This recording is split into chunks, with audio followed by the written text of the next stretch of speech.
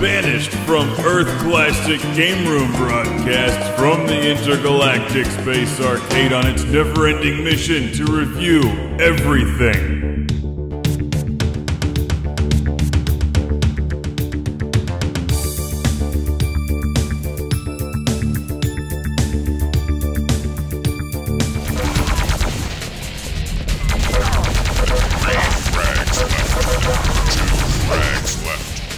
Welcome to Classic Game Room. Do you have your mouse and keyboard ready for your Dreamcast? If so, then you're ready for Quake 3 Arena on the Sega Dreamcast. You don't want to play this one with a controller, trust me. The Sega Dreamcast is not known for its first-person shooters because there's not many of them on the Sega Dreamcast, for good reason. The Dreamcast controller is terrible for first-person shooters. With its single analog thumbstick, there really isn't much you can do with games like this unless you have the correct tools for the job, namely the Dreamcast mouse and keyboard. When played properly, you'll quickly realize that Quake 3 Arena is one of the best games on the Dreamcast.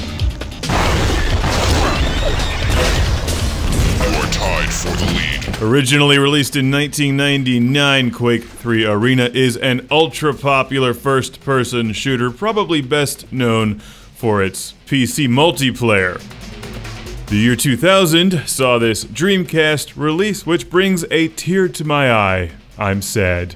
You wanna know why? It's not because the game isn't good, it's great.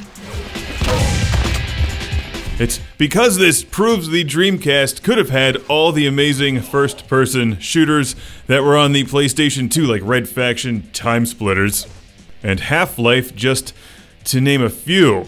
In fact, a version of Half-Life was going to be released for the Dreamcast, but then, you know, the Dreamcast went under, probably because more games didn't support the damn mouse and keyboard controller.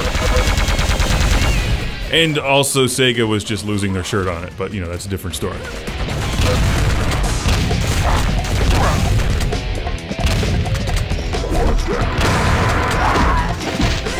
I'm actually not very good with the mouse and keyboard, but I had so much fun playing this again. The Dreamcast does an excellent job running Quake 3 Arena.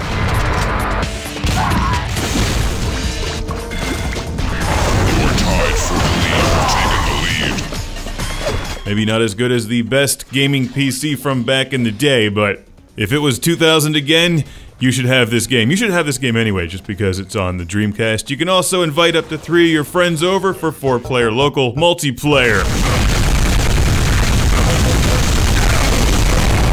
Give all of them the Dreamcast controller, and you keep the mouse and keyboard for yourself. That's what I did when playing Brandon here, who was not at all happy about that situation.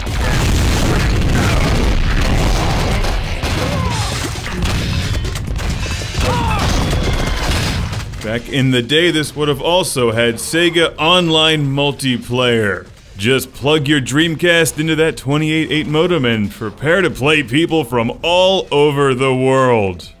Sadly, there just weren't that many people embracing it, and Dreamcast Online multiplayer was pretty disappointing in 2000. I remember it well.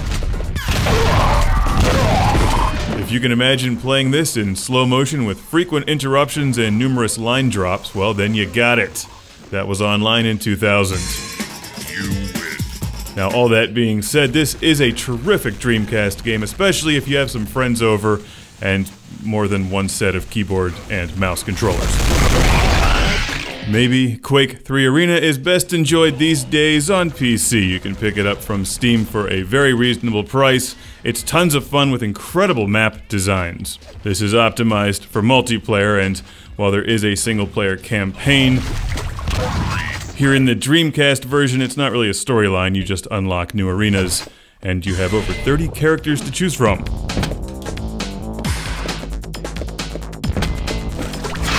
The visuals still look good, the maps are excellent, and it runs reasonably smoothly on the Dreamcast. Maybe not the best that it could, but just imagine if the Dreamcast had a few more years and a few more shooters like this to iron out the bugs.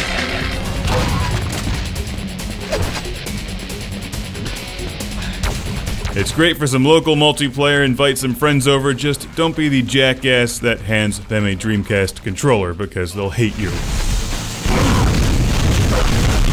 If you enjoy games like Doom or Unreal, I highly recommend Quake 3 Arena.